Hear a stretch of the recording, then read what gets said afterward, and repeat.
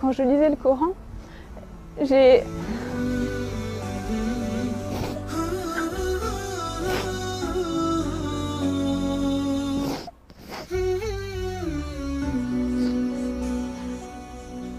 Je suis quelqu'un en général d'assez forte qui pleure très rarement, qui sait prendre les épreuves et même prendre les autres avec moi pour les aider.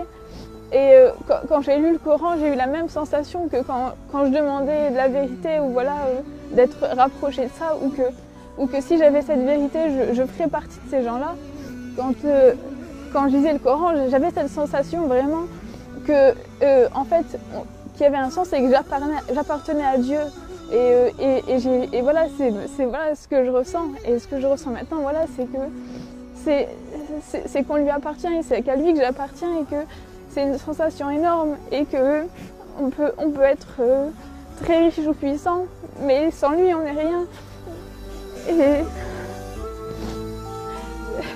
je pleure rarement, c'est vraiment, mais quand je reparle de ça, j'en parle rarement parce que c'est quelque chose qui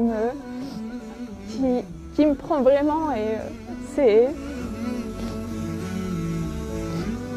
Je sais que sans mon Seigneur, je suis rien, que j'ai pas... Que si, je sais pas à l'heure actuelle, si j'étais pas devenue musulmane, il y aurait aucun sens dans ma vie, qu'il y aurait pas...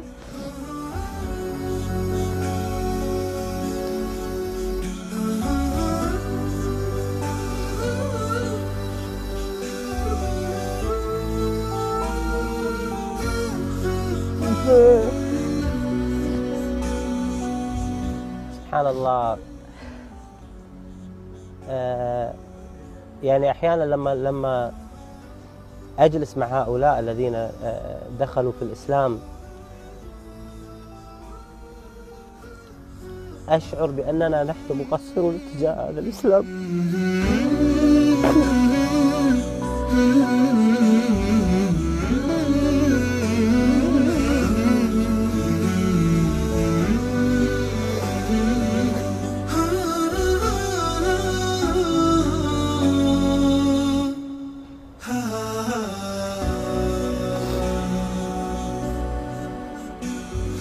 أقول ماذا قدمنا نحن للإسلام؟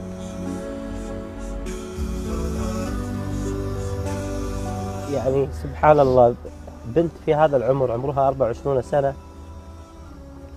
عندما تتذكر كيف دخلت في الإسلام وكيف هداها الله سبحانه وتعالى تشعر بأن الله سبحانه وتعالى أنعم عليها بأعظم نعمة على الإطلاق، وهي هذه النعمة التي أنعم الله سبحانه وتعالى علينا بها، وهي نعمة الإسلام العظيمة. لماذا نحن لا نشعر بهذه القيمة؟ وماذا نقول للنبي عليه الصلاة والسلام الذي تعب واجتهد حتى نشر هذا الدين، ونحن ديننا لا يتعدى حدود منطقتنا ولا يتعدى حدود دولنا؟ متى نوصل الإسلام إلى هذا المكان؟ نحن مسؤولون والله أعلم. لما اشتكى جوف الظما، لما بكى جفني دما، والدرب خاف جهنما، لجأت للقرآن يا روضة نحيا بها، يا منهجا لأولي النهى، يا غيمة نرنو لها وسماؤها